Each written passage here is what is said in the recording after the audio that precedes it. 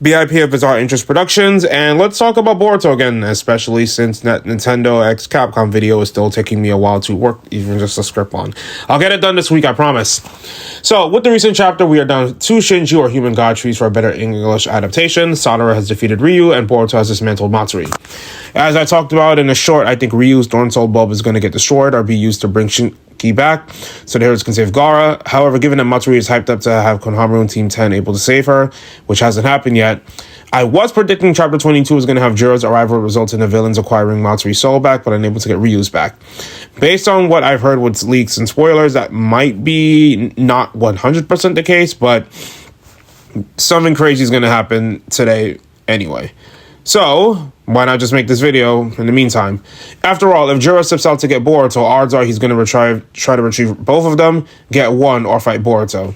So, for those of you confused on why I'm just making this video, the cool part about the Shinju is that the Shinju can take a character from past or present and imprison them, resulting in them getting a new Echo Fighter that's more powerful than their base form, with their origins jutsu, most of their abilities, but also drawbacks like Hidari's lack of a Sharingan, and the heroes have to beat them to save their legacy character, well, their legendary characters, and it gives our legacy characters who actually have to save them more of a personal drive to do so.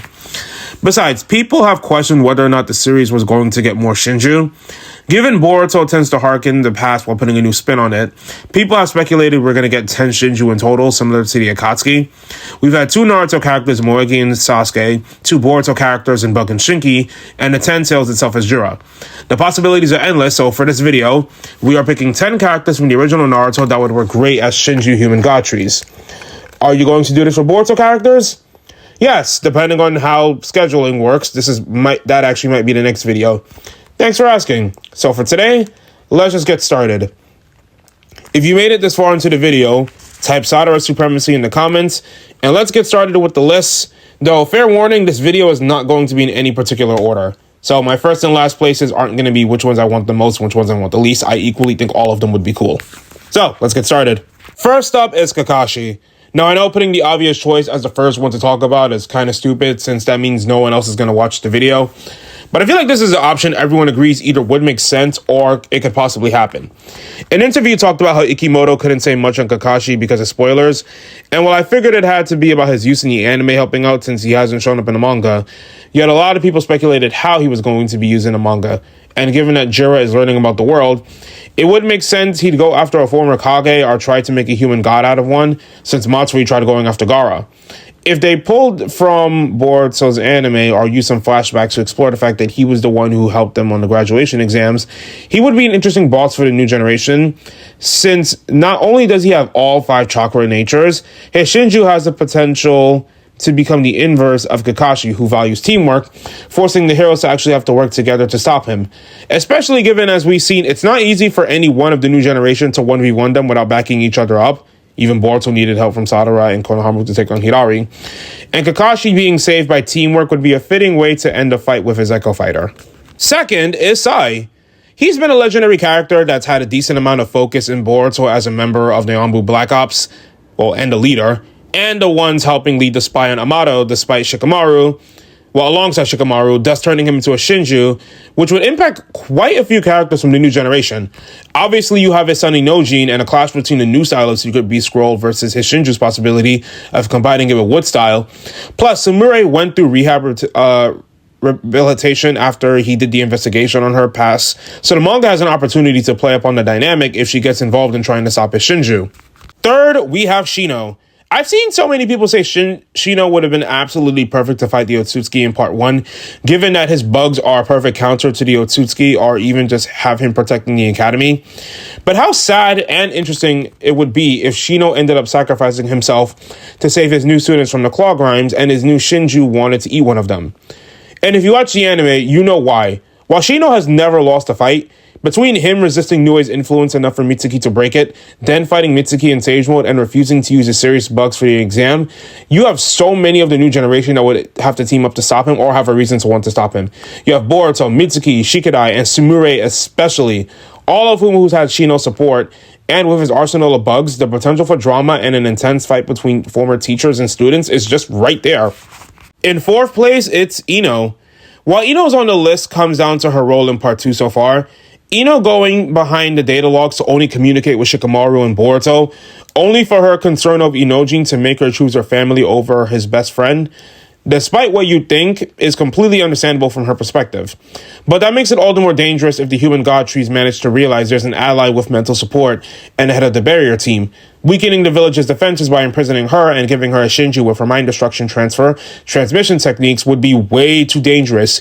You know damn well Inashikacho, especially Inojin, is not going to take the best mom going down well, especially if they have to fight a version of her to free her. Then 5th place is Rocki, and if you're thinking the reason is to get metal in the story, you're absolutely right. See, before anyone brings up the dangers of a Rocki Echo Fighter with wood style and a Renegon, kind of forgets one thing. Remember how Hidari doesn't have a Sharingan, so he can't avoid the Chidori's tunnel vision? Yeah, Rocki Shinju probably couldn't activate the 8 gates, given the requirements you have to do so. But imagine having a villainous might guy against humanity. Boruto and Satoru would need help doing so in order to face off. And the only person in their generation with the taijutsu skills to keep up would be Metal Lee, who would be perfect to take on his father. Not only would it be a good excuse to get his teammates in the manga since they'd be story relevant for a change, we'd finally pay off Metal training with his father to unlock the gates instinctively in the anime. And if we got this animated, you know damn well Pirouette would go hard. Plus, we get to see if Metal's able to use a new 8 gates move neither Guy or Lee could use. 6th place is Tsunade. Now, compared to everyone else, including Kakashi, she's retired, and if you're keeping the older Kage safe under restrictions, the claw grimes devouring her would be tricky, though definitely possible if she can't summon Katsuyu on time to protect her. The Shinju basically have their origins ideal performance for someone like Bug, and while they couldn't probably use Tsunade's more advanced techniques, this would be a great opportunity to explore the potentially abandoned plotline. Satoru theorized that the strength of 100 seal may be related to karma, and having either her or Boruto come up with a way to use that with their powers to stop the Shinju by fighting her version of one could be compelling and lead to some plot-related scenarios. The 7th is Anko Mitarashi. Despite being the weakest and overrated of the special jonin by people who can't think with their fleshy kunai straights, Anko getting a Shinju would actually fix a lot of the issues people had with her. Like Shino, she's their former teacher and has a ton of potential and interactions for growth. But for my gooners, the Shinju have ideal body shapes and strength enhancements compared to their origin like Mamomushi. So either you're getting a hotter and sexier Anko, or you're getting someone stout but with Anko's skills and ruthlessness turned up to 11. Plus, Anko actually has a strong bond of someone specific in the new generation, Chocho. Chocho and Anko bonded over their love of sweets, and though I think the execution was flawed, it was Anko in distress that motivated Chocho to master butterfly mode to save her. While I want this encounter to be more serious, Anko never had a proper fight throughout the series that wasn't her about to off herself on a clone, and being manhandled by a prodigy evolved far beyond her. So while it wouldn't be her, Ikimoto's art and Kishimoto's supervision could put respect on her name. In 8th place, we have Hannabi Hyuga. With Hinata and Daikukoten, Himawari, Boruto, and Hannabi are the only ones involved in the story that can either use Byakugan and the Gentle Fist. Boruto mostly uses the Gentle Fist for finishing attacks and can't use some of the advanced techniques, and Himawari is just coming into her own powers and using it.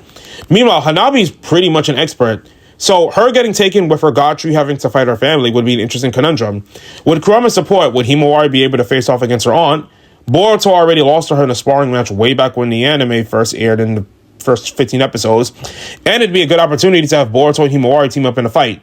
Plus, she's also Sumuri's mentor, and it'd be a great opportunity to have Sumuri actually fight to save her mentor with the Uzumakis and Hyuga. So we'd get more insight into Hannabi training and tutoring her, or maybe learning Hannabi also encouraged Sumuri to go to the scientific ninja tool and wanted to thank Hannabi for her help given her past.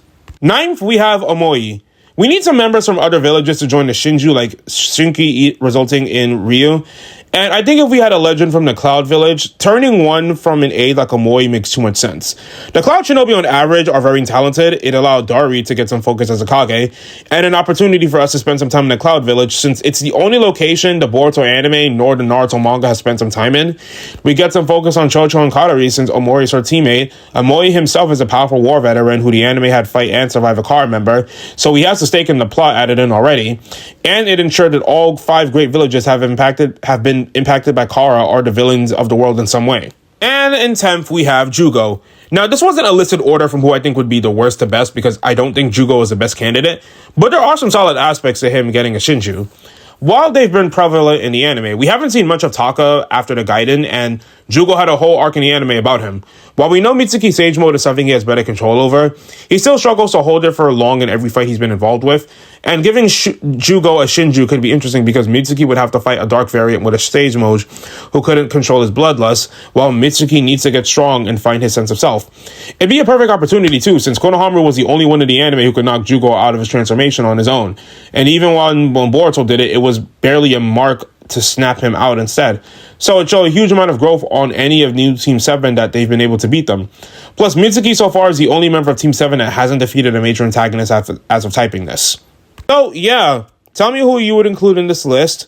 Which choices do you think that I made would make the content more interesting? And even if you disagree, tell me who you would like to be a Shinju or who would not you would like to have get a Shinju on this list. Leave it in the comments below. Thanks for watching. Like, comment, and subscribe. And BIP of Bizarre Interest Productions, signing off.